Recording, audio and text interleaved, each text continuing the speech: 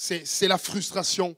On est de plus en plus dans une société qui nous oppresse, qui est difficile. Tu peux l'afficher, mon ami. Qui est difficile, qui nous agresse, qui nous prend, qui nous saisit et qui nous frustre. C'est compliqué de vivre dans cette société-là et c'est de plus en plus difficile. Alors j'ai développé ce petit thème pour nous permettre de vivre en même temps dans cette société, mais de garder les valeurs de Christ et de sortir triomphant de la frustration, ce qui est l'état dans lequel le diable parfois nous met. Et je dis, je ne serai pas dans ma génération une personne frustrée. Comme définition, peut y aller, comme définition, la frustration, c'est un état mental d'insatisfaction caractérisé par un déséquilibre entre ce que je désire ou j'attends et sa réalisation et ce qui s'est réalisé. Je suis dans un état de déséquilibre, insatisfait. Et pourtant, le Seigneur m'a dit, si tu veux me suivre, renonce à toi-même, prends ta croix et suis-moi. Suis-moi. C'est terrible, la frustration. Pour vous donner un simple exemple du sentiment que ça peut provoquer, genre vous sortez de Montréal, vous allez à Québec, alors que quand vous êtes dans votre petit village, vous regardez l'heure de la réunion, vous êtes déjà en retard. Alors vous dites, oh, on m'attend parce que je suis du service d'accueil. Et il ne reste plus beaucoup de temps. Alors vous imaginez que vous allez prendre un chemin dérobé pour arriver le premier. Et vous prenez ce petit chemin avec votre voiture. C'est une grande Mustang et tout. Vous passez la vitesse et clac, clac. Vous êtes prêt à partir. Alors que vous êtes en train de rattraper l'horaire et que vous allez arriver à l'heure là. Dans le petit village d'à côté, arrive une petite mamie. Avec sa petite voiture. Mais la petite mamie est arrivée au stop la première. Alors vous êtes obligé de laisser passer la petite mamie. Mais vous savez dans votre tête pertinemment que si la mamie passe la première, elle va rouler trop doucement. Et donc ça va vous causer quelque chose de terrible. Alors vous êtes en train de douter au stop en disant, je laisse passer la mamie ou je passe en premier.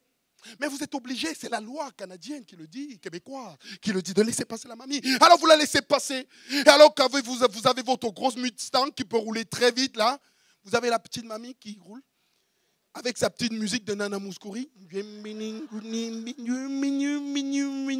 vous regardez le temps passer et vous êtes derrière la petite mamie. Et je suis déjà en retard. Oh, ce n'est pas possible. Et vous savez ce qui se crée dans le cœur là? C'est ça la frustration. Vous avez compris? Voilà, c'est bien. La frustration peut avoir des sources internes et des sources externes. Les sources de la frustration peuvent être internes et externes. Les sources internes, on peut les voir, tu peux l'afficher, c'est l'insatisfaction, je l'ai dit. C'est le manque de confiance en soi, c'est les peurs, c'est les maladies. Chez nous, les maladies ou chez un proche de nous, c'est les maladies. C'est incroyable. Pourquoi est-il malade? Pourquoi ça l'arrive à lui et pas à moi? Pourquoi cette personne que j'aime beaucoup? Et comment ça se peut? Parfois, c'est la faillite familiale. Je fais tout ce que je peux de mon mieux, mais ma femme est part quand même. Je me bats pour mon mari, mais il va avec une autre femme. Mais comment l'accepter? Parfois, c'est la mort d'un proche. C'est terrible. Pourquoi est-il parti si tôt? C'est compliqué. Parfois, quand c'est le mariage, on dit, mais je m'étais marié avec une certaine idée de mariage. Mais aujourd'hui, j'ai une autre réalité. Comment accepter l'incompréhensible? Peut-on tout expliquer? Peut-on tout réparer? Peut-on toujours vivre avec des questions du genre? Et si les choses s'étaient passées différemment? Parfois, la frustration a des sources externes. La société et sa structure, elle est divisée en strates, en castes. Parfois, quand on est élève ou ado ou même travailleur, je ne fais pas partie du cercle des privilégiés. Je n'ai pas la carte privilège. Quand vous allez au golf, là, ceux qui ont les cartes privilège, ils ont tout ce qu'il faut. Avant même de commencer le golf, ils ont déjà une petite coupe qui s'accompagne avec des hôtesses. Alors, monsieur, juste parce qu'il a la carte privilège, monsieur Ndini, il peut passer avant vous et faire ce qu'il faut. Et vous êtes là. Il faut que je travaille pour être dans cette classe-là. C'est ça que je veux. Frustration. Le statut social. Je ne suis pas top comme les autres. Le conditionnement de l'individu. Le système hiérarchique du pouvoir. Quand c'est toi qui commandes. C'est moi le boss. Alors petit, comme dans les films, je vous fais les films là. Alors petit, c'est moi qui commande, d'accord?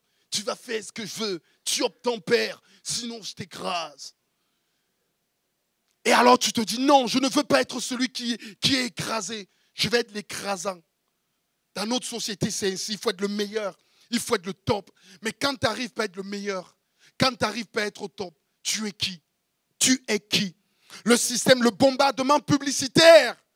Quand tu passes, moi je suis venu à Montréal, quand je voyais les pubs, waouh, des belles maisons. Et ils te disent, vous pouvez l'acheter.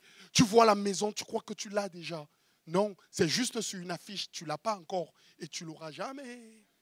Et peut-être que Dieu te dit, mais c'est compliqué, tu ne l'as pas. Moi, quand j'étais en Afrique, ce qui m'a fait mal, c'est le mystère du Nutella. Rigolez pas, c'est très sérieux pour moi, le Nutella. Parce que quand j'étais enfant, je me disais comment dans un pays, la télé est arrivée. Nous, on n'avait pas la télé quand j'étais petit. Quand la télé elle est arrivée, on voyait des choses bizarres dans la télé, le Nutella. Tu sais, quand la pub commençait, tu avais le pot qui tournait comme ça en rond. Le pot, il arrivait, il se mettait. Et tu avais toujours un gars, oh, j'aime le Nutella. Il arrive avec une grosse cuillère. Il en prend autant qu'il voulait. Alors que moi, c'était en Noël que j'avais besoin d'une cuillère qu'on m'en donnait. Lui, il pouvait dans la pub en prendre autant qu'il voulait. Et il se mettait dans la tartine, là, clac, clac, dans le pain. Et il prenait, il croquait. Moi, parfois, j'ai imaginé un système qui permette que la télé s'ouvre. J'envoie ma main. Je récupère le pot de Nutella. Et je m'en vais dans ma chambre pour le finir. Mais ce n'est pas vrai. Ce n'est qu'une illusion. Le bombardement publicitaire. Tu rentres chez toi le soir. C'est ici, vous aimez ça au Canada quand même. Hein. C'est que quand tu rentres, tu as toujours à l'intérieur le garage là. Et dans le garage, moi je passais où j'habite là chez Simon. Le voisin, il avait 2 belles voitures décapotables là. Tiens, le soir, il sort du boulot, il vient se les nettoyer et tout. Tu regardes chez toi, tu n'as qu'une vieille petite voiture. Lui, il tire ses 2 motos Harley Davidson. Et toi, tu vois la Harley Davidson. Et tu la veux. Parfois, on est comme ça, on est pris. On est dans nos pensées. Le snobisme, l'orgueil, l'impatience. On est impatient. Le sentiment d'injustice. Il m'a fait du tort. Ça me crée la révolte. C'est incroyable. Je suis frustré. Je suis frustré. Je ne peux pas trouver quelqu'un parmi vous qui peut me dire qu'il n'a pas été frustré de voir ce qu'il y a autour. Mais le Seigneur n'accepte pas ça. Et vraiment, tu peux le dire à ton voisin que tu vis la meilleure vie possible sur cette terre. En Jésus, tu dis à ton voisin en Jésus, tu vis la meilleure vie possible sur cette terre. Dis-le à ton voisin, même s'il ne veut pas l'entendre. Crie fort dans son oreille. La meilleure vie possible sur cette terre, c'est en Jésus que tu la vis. Maintenant, dans la parole de Dieu, nous allons explorer la génération de frustrés écrite dans la parole de Dieu. Il y a une panoplie. Tous les héros de Dieu ont été à un moment donné frustrés dans un domaine ou dans un autre dans leur vie. Et c'est quelque chose de terrible. Il y a comme une génération de frustrés. La frustration, il faudrait que vous puissiez l'appréhender, vivre avec, la dominer, en être vainqueur, afin de pouvoir servir le Seigneur joyeusement. La frustration, c'est comme un caillou dans la chaussure de beaucoup de personnes qui viennent à Dieu. Certains même nous ont accusés en tant que pasteurs de faire de la manipulation, comme si on leur avait vendu un produit qui n'est pas ce qu'ils découvrent. Qui vous a dit que la vie chrétienne est seulement remplie de facilité? Qui vous a dit qu'on n'aura pas de combat? Est-ce que vous avez lu les évangiles? C'est la guerre. Le royaume de Dieu, c'est pour les violents. C'est les violents qui s'en emparent. C'est la guerre. Lorsque vous êtes rentré dans ce lieu, vous avez décidé de tourner la tête au roi de ce monde. Vous avez décidé de dire à Satan, tu n'es plus mon roi. Et le mensonge et le vol ne sera plus mon habit. Aujourd'hui, je décide de vivre avec Christ. Lorsque vous êtes rentré dans ce lieu, vous avez déclaré la guerre au chef de ce monde. Vous avez dit, je suis rebelle contre toi et je ne marche pas avec toi. Et cette guerre, il cherche à vous faire payer. Et la frustration a un moyen tellement qu'il utilise. C'est un moyen tellement qu'il utilise, il te dit, il te ramène aux situations d'échec que tu as connues dans ta vie. Et il te dit, si Dieu était là, pourquoi tu n'as pas tout le temps réussi? Le premier frustré de la parole de Dieu, dans la Bible, c'est Moïse. 40 ans de frustration dans le désert. 40 ans de frustration. Moïse dans le désert.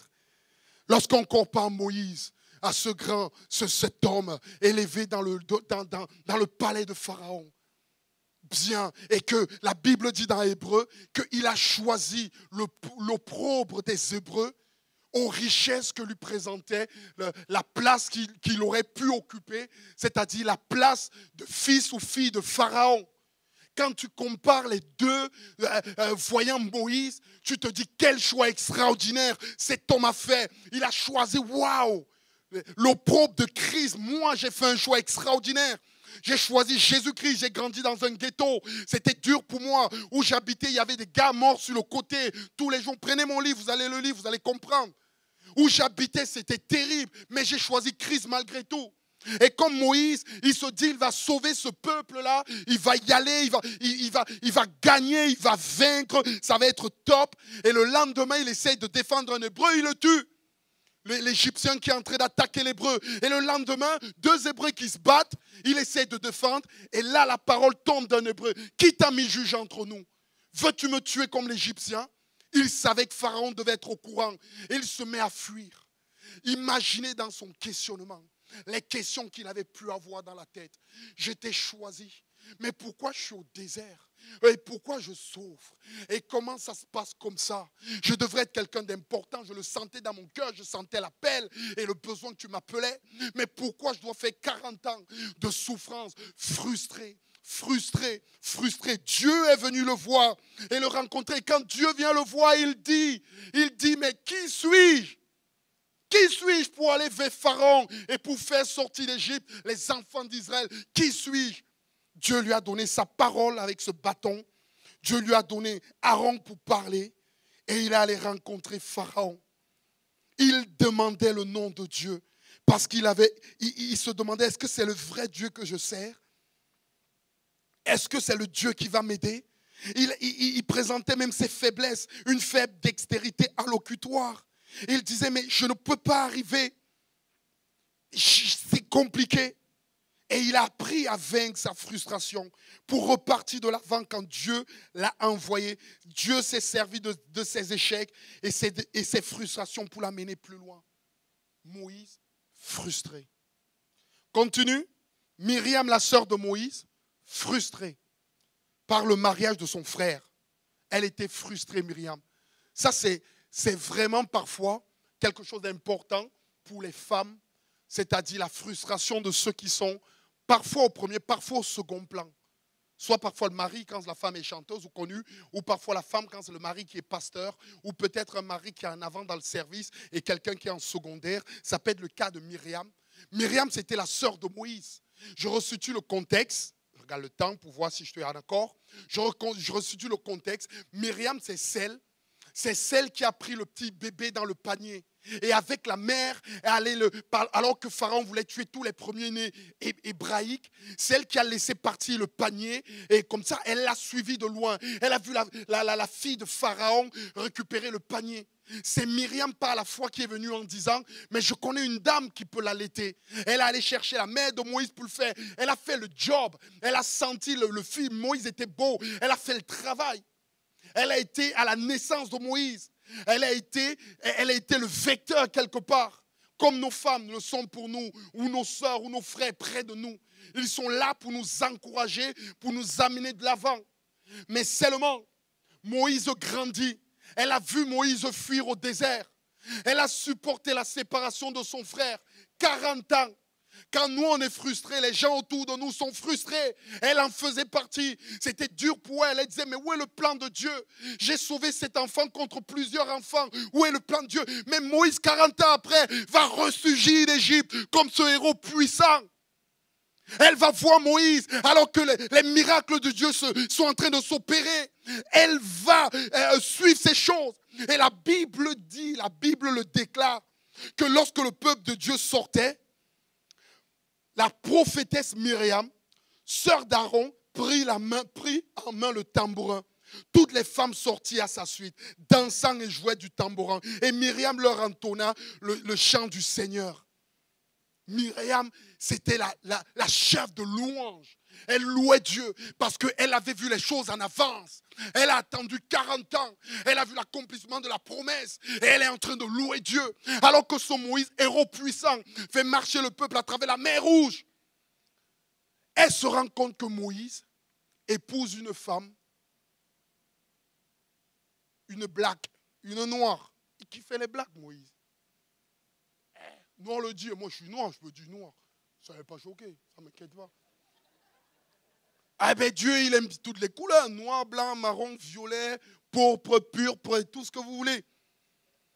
Et Moïse, il kiffait les noirs, donc il a épousé une femme noire. Elle avait déjà une emprise sur la vie de Moïse. Elle trouvait que ce n'était pas le bon choix. Parfois, notre passé par vos positions, quand vous aimez un frère, il y a des décisions qu'on doit prendre personnellement, mais elle ne voulait pas. Elle voulait avoir un choix dessus. Elle était frustrée. Elle a amené Moïse jusqu'à devant le Seigneur. Et le Seigneur a dit, je vous donne rendez-vous demain. Quand Dieu est descendu, elle avait tellement médit contre son frère que la lèpre a entouré sa peau, son être, sa personne. Parce qu'elle avait touché le sein de Dieu. Et quand je lis ce verset de Moïse, il cria vers le Seigneur, « Oh Dieu, daigne la guérir ». C'est la frustration qui a produit ça dans sa vie et dans son cœur. Je pourrais encore citer plein de frustrés, on n'a pas le temps ce matin. Gédéon était frustré. Il était frustré, Gédéon, voyant son peuple dans la peur. Et il disait, mais où sont passés les miracles de Dieu que j'ai entendus? L'ange est venu lui dire, mais voyant héros, mais il dit à l'ange, mais tu ne vois pas, on est esclave, on est pris, frustré. Judas était frustré, alors qu'il pensait comme plusieurs que Jésus était venu libérer le peuple hébraïque. Mais Jésus était venu sauver le cœur des hommes. Il n'était pas venu écraser la domination romaine, mais il était venu écraser la domination du péché et pouvoir réconcilier les hommes et Dieu. Mais Judas n'avait pas compris, il voulait le pousser à agir. Il l'a vendu en disant, je vais le vendre. Il va agir. Frustré. Jonas était frustré parce qu'il savait que Dieu avait compassion de Ninive. Et il ne voulait pas que Ninive soit sauvée. Il ne voulait pas aller prêcher. Il lui a fallu rester 3 jours dans le ventre d'un poisson, écrasé par le verdict de Dieu. Il était frustré, il ne voulait pas prêcher. Élie était frustré lorsqu'il a quitté le mont Carmel. Voyant la gloire de Dieu, il est obligé de fuir contre Jézabel. Et il disait, Élie, j'ai déployé mon zèle devant l'Éternel. Je suis resté toute seule. Jézabel veut me ôter la vie. Job était frustré dans sa maladie. Il a toujours marché droit devant Dieu. Même Dieu rendait le témoignage de Job à Satan. C'est rare que Dieu le dise.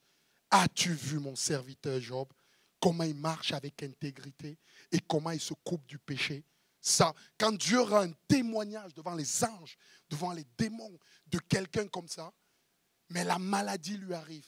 Sa maladie était tellement forte qu'il se disait, mais qu'est-ce qu'il avait fait? Il disait, Dieu, mais je peux rentrer en procès contre toi, mais j'ai besoin de comprendre, je ne comprends pas tout. Je suis frustré. Moi-même, je suis resté dans la maladie plus d'1 an. On me donnait 3 mois de vie, moi que vous voyez en face. J'étais chrétien, servais Dieu, mais c'est terrible. C'est terrible. J'avais même les jugements des autres en disant, mais s'il est tombé malade, c'est parce qu'il a péché. Les paroles dites autour, ça brise. Même ma mère, pas chrétienne, venait me voir en me disant, mais qu'est-ce que tu fais? Tu vas mourir jeune? Mais gloire soit rendue à Dieu, qui a entendu mon cri de détresse et ne m'a pas laissé dans cette position. La longue maladie, je connais, ça amène des questions, des questionnements, le désert et tout. C'est vraiment difficile. Asaph était frustré quand il voyait le triomphe des méchants, alors que lui servait Dieu avec intégrité. La frustration génère la souffrance. Elle nous donne de s'enfuir dans l'obsession, l'addiction, la dépression. C'est incroyable. On a envie de s'enfuir, de ne plus exister. Est-ce votre cas ce matin? Est-ce votre cas ce matin? Imaginais-tu une vie autre que celle que tu vis aujourd'hui? T'es-tu laissé tenter par les bombardements publicitaires autour de toi? Penses-tu que ton job il n'est pas assez bon pour toi? Veux-tu avoir plus alors que tu as moins? Je vais te donner quelques clés pour triompher de la frustration. C'est hyper important en Jésus-Christ.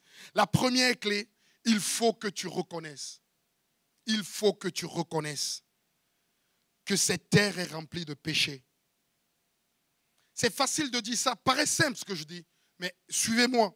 C'est important de l'accepter, car attendre de cette terre une complète justice est inutile. Attendre de cette terre une complète justice est inutile. La terre est maudite par le péché. Les arbres sont maudits. Le climat est maudit. La méchanceté des hommes et le péché a maudit la terre dès le commencement. C'est pour cela que Dieu dit dans Apocalypse 21, verset 1, « Je vis un nouveau ciel, une nouvelle terre, car le premier ciel et la première terre avaient disparu et la mer n'était plus. Et je vis descendre du ciel d'auprès de Dieu la ville sainte, la nouvelle Jérusalem, préparée comme une épouse qui s'est parée pour son époux. » C'est ce royaume que j'attends. J'y vivrai éternellement. Là, il y aura la justice. Il n'y aura plus de lumière. Parce que là, on n'aura pas besoin d'électricité. Même si le Canada a beaucoup d'électricité, on n'aura plus besoin d'électricité. Car la lumière de Dieu éclairerait la ville. Il n'y aura plus de pleurs. Il n'y aura plus de crainte. Il n'y aura plus de peur. Celle-là, je l'attends. Jésus m'a dit, je vais au ciel te préparer une place. Moi, en tant que pasteur, j'accompagne les jeunes en fin de vie. J'accompagne les personnes âgées en fin de vie. Parfois, Joël, on les tient la main vers le départ céleste. Et ceux qui ont la foi, qui ont reçu la paix de Dieu, on voit comment ils partent. Ils sont heureux, ils sont réjouis de savoir qu'ils vont rejoindre le Seigneur sur cette terre. Je n'attends pas que tout soit justice. Je n'attends pas que tout soit normal. Je veux un maximum de justice, mais j'ai un moment où je m'arrête et je fais confiance à Dieu. Je n'attends pas que tout soit clair. Je n'attends pas que tout aille, soit ça bien réglé. Non, non, non. Je cherche une cité permanente, pas celle-ci. Amen. Hyper important. La deuxième chose à intégrer dans notre cabeza, dans notre tête, c'est de savoir que je suis pécheur comme ceux qui m'entourent et les désirs de la chair campent aussi autour de moi. Il est hyper important de se connaître et de savoir qui on est. Ensuite, de pouvoir pardonner aux autres. C'est hyper important. C'est Oscar Wilde qui disait la seule différence entre le saint et le pécheur, c'est que chaque saint a un passé et chaque pécheur un futur. Eh oui, chaque saint a un passé. Vous voulez que je sorte votre passé? Et chaque pécheur, un futur. Un futur. Je suis pécheur. La Bible dit dans Romains 3, verset 10, il n'y a point de juste, même pas un seul. La Bible dit que c'est ce qui sort du cœur qui souille l'homme. Ça veut dire qu'on est souillé. Mauvaise pensée, meurtre, adultère, impudicité, vol, faux témoignage, calomnie. Les œuvres de la chair sont manifestes. Galates 5, verset 19. La magie, l'inimitié, les querelles, les jalousies, les animosités, les disputes, les divisions, les sectes, les envies, l'ivrognerie, les excès de temps, et plein de choses semblables.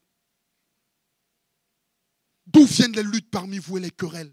C'est vos passions qui luttent. Je dois me dire, Seigneur, je sais qui je suis. Et ce sont des gens qui me ressemblent, qui m'entourent. Je peux comprendre les autres autour de moi quand ils ont fauté contre moi. Je peux comprendre mon patron d'entreprise quand il est mauvais et méchant. Parce que moi, quelque part, si Dieu, écoutez-moi bien, la différence entre vous qui croyez en Jésus et les autres, c'est seulement le nom de Jésus. Vous n'êtes pas meilleur que les autres. Écoutez-moi bien ce matin. Vous n'êtes pas meilleur que les autres. Ne vous pensez pas supérieur. Vous êtes en aucun cas supérieur. La seule chose qui vous différencie, c'est le sang précieux de Jésus qui lave vos iniquités et vous rend saints devant Dieu. C'est le nom de Jésus que vous confessez, qui est en train de vous soutenir. Donc, je ne suis pas différent des autres. Je peux pardonner à mon voisin. Je peux pardonner à mon patron. Je peux pardonner à ma fille. Je peux pardonner à mon mari. Je suis comme lui et je dois lui pardonner. fonctionner. Ok, c'est hyper important, la deuxième chose. La troisième chose que je dois intégrer pour sortir de la frustration, je dois l'intégrer. Je suis un être unique. Je ne suis pas comme les autres. Il n'y a pas deux comme moi sur cette terre. J'ai un passé, ma naissance, mon vécu, ma situation familiale. Je ne suis pas comme les autres. Je suis unique dans l'appel que Dieu a mis dans ma vie. C'est pour ça que certains sont apôtres, chanteurs, d'autres font plusieurs, d'autres sont magasiniers, d'autres sont charpentiers, d'autres sont hommes d'affaires, d'autres sont femmes d'affaires, d'autres sont ceci. Je suis différent. J'ai mon cœur, je suis unique. Et l'unicité de ma personne me permet de réaliser que mon chemin est unique et il n'est pas transposable. Je ne peux pas être comme la tantine Sévérine ou comme le tonton Max. Lui, c'est le tonton Max. Je peux prendre pour exemple Pierre, Paul, Jacques ou Job dans les situations que je traverse, mais je ne serai jamais Pierre. Je ne serai jamais Paul. Je suis Manu et je resterai. Ces gens qui, quand il achevait sa course, disaient « Je ne suis pas celui que vous pensez, mais voici, après moi vient quelqu'un, des pieds duquel je ne suis pas digne d'être, de délier la courroie de ses sandales. » Il parlait de Jésus. Il dit « Je ne suis pas celui que vous pensez, je suis moi. » Dis-le au Seigneur ce matin, je suis moi, Seigneur. Et les situations que je dois traverser sont les miennes. Je ne dois pas convoiter ce qui est autour de moi. Pourquoi moi aujourd'hui je ne suis pas riche? Je ne suis pas riche parce que je suis né en Afrique. J'ai des parents qui n'ont pas travaillé comme il fallait. J'ai grandi sans mon père. Ma mère m'a eu à 17 ans.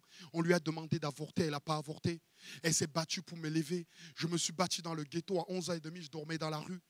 Comment vous voulez que je sois comme un bon petit Québécois qui a eu son père et sa mère qui ont travaillé pendant 40-50 ans, qui ont eu leur maison, qui ont été bien, qui ont été stables et bien éduqués? Je ne pourrais pas. C'est ma vie, c'est ce que je suis. Avec l'injustice que j'ai commencé dès le départ, Dieu a essayé de rattraper la chose et il l'a fait de manière extraordinaire. Est-ce que je dois convoiter ce que l'autre vit à côté? Non, parce que Dieu me donne suffisamment ce qu'il me faut dans cette vie et il m'utilise d'une autre manière. Amen. C'est ce que je dois mettre dans mon cœur et dans ma tête, pourvu que j'accomplisse ma course sur cette terre avec joie. Mais je ne fais pas pour moi-même aucun cas de ma vie. C'est Paul qui parle, acte 20, verset 24. Je ne fais aucun cas de ma vie comme si elle m'était précieuse, pourvu que j'accomplisse ma course avec joie et que le ministère que j'ai reçu du Seigneur Jésus d'annoncer la bonne nouvelle, pourvu que j'accomplisse ma course. Quelle est ta course? Cours-la. Cours la course que Dieu te donne. La quatrième chose, je crois. La quatrième chose, je dois intégrer que Dieu est au contrôle de tout. On l'a chanté ce matin. Dieu est au contrôle de omniscient, omnipotent, omniprésent. Il tient tout entre ses mains. La terre est son marchepied. Il maîtrise Satan et ses démons. Il connaît les circonstances. Le temps lui est soumis. Il fait concourir toutes choses belles en son. Et toutes choses concourent bien de ceux qui aiment. Si j'ai le Seigneur au contrôle de ma vie, de qui aurais-je crainte? Des circonstances? Je veux me mettre sur le sang de Jésus. Et je fais confiance à Dieu. J'ai patienté. Vous savez quoi? Même dans le service que je fais pour Dieu, j'ai patienté. Quand je suis arrivé avec le rap dans l'église, on m'a dit que j'étais démoniaque. Il y a 12-13 ans. Chez nous, ça ne rigole pas en France. Hein. On m'a dit, mais qu'est-ce qui fait ce petit fou là? Mais Dieu m'avait appelé, commencé dans la rue, et j'ai patienté. Ça a mis des années avant de faire un album. Quand je suis rentré pour être pasteur, on m'a dit, il est rappeur. Il est hors circuit celui-là. Tous les pasteurs pour être reconnus dans les assemblées de Dieu, ils mettent que 5 ans. Moi, j'ai fait 9 ans. Quand je vous parle de patience et de rester sous le contrôle de Dieu, je sais de quoi je parle. Je l'ai expérimenté, je l'ai vécu. Je sais ce que peut causer la frustration. C'est le bien du malheur, c'est le départ, le point de douleur de beaucoup de destruction de couples. C'est la frustration. On regarde la vie d'un autre couple, on dit, mais j'aurais aimé être comme ça. Mais tu n'es pas comme ça. J'aurais aimé avoir un mari qui bricole, qui va me faire mon sous-sol nickel et qui va poser le parquet, qui va être nickel, qui va faire ma salle de bain. Je vais lui demander de déplacer les meubles de la cuisine. Il va les déplacer à une vitesse éclair. Chaque mois, si je veux changer de couleur de tapisserie, il sera capable de changer de couleur de tapisserie. Mais non, le mari que tu as épousé, il n'est pas comme ça. Il n'est pas comme ça. Il ne peut pas faire ça. Alors, soit tu l'acceptes comme ça, eh bien, soit tu es mal barré, tu seras frustré.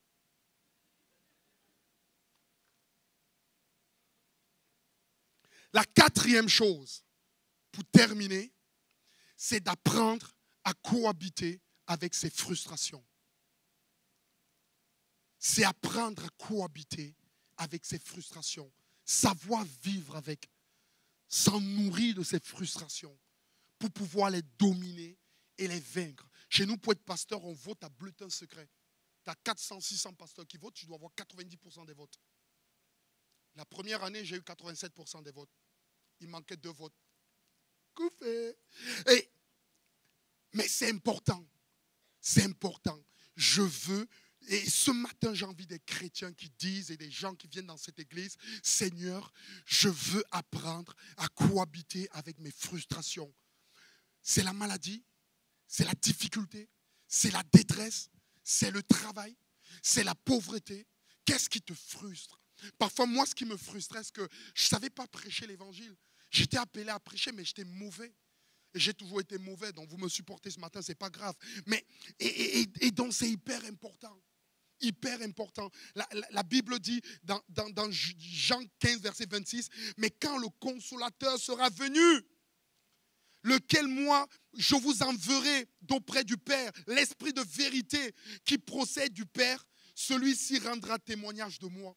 Je veux que le Saint-Esprit prenne possession de ma vie. C'est l'Esprit du libérateur. Lorsque tu dis Jésus, j'ai tellement besoin de toi. Ce n'est pas Jésus qui vient en personne, c'est le Saint-Esprit qui vous envoie. Je vais être dominé par lui. Je veux savoir que c'est lui qui fait toutes choses et il sera avec moi. Je veux qu'il domine sur moi. La Bible dit, je veux que lui, il amène le fruit de l'Esprit qui est l'amour, la joie, la paix, la patience, la bonté en toutes circonstances. Ce matin, je ne vous vends pas un évangile de prospérité. Je vous vends un évangile de vérité. Ce matin, si tu es dans la fournaise ardente, la Bible dit que dans la fournaise ardente, il y avait une 4e personne qui avait la forme d'un humain. C'était Jésus-Christ. Alors que ça brûlait, les amis de Daniel ne brûlaient pas. Mais il y avait Jésus avec eux. Ce que Jésus nous a promis, c'est de ne pas être, ce n'est pas qu'on ne passerait pas dans des moments difficiles, mais ce qu'il sera avec nous. Dieu est avec toi. Et la frustration, je veux la vaincre. Je veux soigner ma jalousie. Je veux soigner mon envie. Je veux soigner mon orgueil. Je veux soigner mes rancunes, ma révolte. Je veux prendre par l'humour et dans la dérision ce qui m'arrive, mais je veux apprendre à vivre intensement les moments difficiles. Je veux apprendre à assumer. Je vais apprendre à me sublimer. Je vais apprendre à nourrir mon âme des choses profondes. Je vais apprendre à ne pas me laisser engloutir par le système financier, mais à écraser le système et à vivre une vie chrétienne. Je vais apprendre à non pas regarder par les yeux humains, mais à vivre par les yeux de la foi. Alors ce matin, est-ce qu'on peut se mettre debout, ensemble, et chacun dans sa place, se mettre à dire, Seigneur, j'ai tant besoin de toi. Et alors pendant qu'on a la tête courbée, là j'ai envie vraiment des gens, des hommes et des femmes qui commencent à dire, cherche le point d'impact de ta frustration. Ce matin, il y a une révélation de Dieu pour ceux qui regardent ce point et qui disent, Seigneur, parfois quelques-uns c'est parce qu'ils n'ont pas trouvé le mari ou la femme qu'ils cherchent. Ils sont seuls. C'est quoi ta frustration ce matin? Parfois, tu ne te sens pas bien. Moi, il y a des gens qui me disent, je ne me sens pas bien dans cette église. C'est dans là. Oh là là, mon ami, c'est ça ta frustration? Laisse Dieu te montrer par tes yeux. Disant, Seigneur, j'accepte la vie que tu me proposes de vivre. Seigneur, j'accepte la vie que tu me proposes de vivre. Seigneur, ce matin, j'accepte de me charger de ma croix et de te suivre. Dieu fait lever le soleil et la pluie sur les bons et sur les méchants. Mais Seigneur, la promesse que nous avons, c'est que tu seras avec nous, nous donnant la force de tout surmonter. Vous avez besoin de persévérance, dit la parole de Dieu, afin qu'après avoir tout accompli, vous obteniez ce qui vous est promis. Alléluia! Seigneur, je te bénis parce que tu es un Dieu extraordinaire. Je loue ton nom parce que tu es un Dieu extraordinaire. Seigneur, au nom de Jésus, ce matin, nous confessons que Satan n'a plus d'emprise sur nous. Que Satan n'a plus d'emprise sur nous. Seigneur, nous confessons que nous ne désirons pas, nous ne voulons pas désirer la vie de notre frère, de notre prochain, mais nous acceptons la vie que tu nous donnes de vivre comme la meilleure que nous puissions vivre sur cette terre. Seigneur, nous nous chargeons de nos frustrations et nous acceptons de te suivre, sachant que jour après jour, tu vas t'occuper de nos vies, tu vas t'occuper de notre personne, tu vas t'occuper de chacun des domaines de notre vie. Tu dis dans ta parole, mauvais comme vous êtes, est-ce que vous donnez des pierres à vos enfants lorsqu'ils vous demandent du pain? Imaginez Dieu qui est plus grand. Seigneur, tu es un Dieu de promesses, de force. Et Seigneur, nous voulons répondre à Satan contre ces accusations. Et lui dire non, tu n'auras pas la place. C'est Jésus qui a la place et je patienterai. Je patienterai comme Marie et Marthe alors que ça faisait déjà 4 jours que Lazare était dans la tombe. 4 jours que Lazare était dans la tombe, ils ont patienté, Seigneur, pour voir arriver ta gloire. Et lorsqu'ils t'ont vu, leurs yeux se sont réjouis. Et tu as dit à Lazare, sors de ce tombeau. Et la vie est revenue en lui. Seigneur, cette vie, qu'elle puisse nous inonder, qu'elle puisse remplir nos cœurs, qu'elle puisse nous bénir. C'est dans le nom puissant de Jésus que j'ai prié. Amen.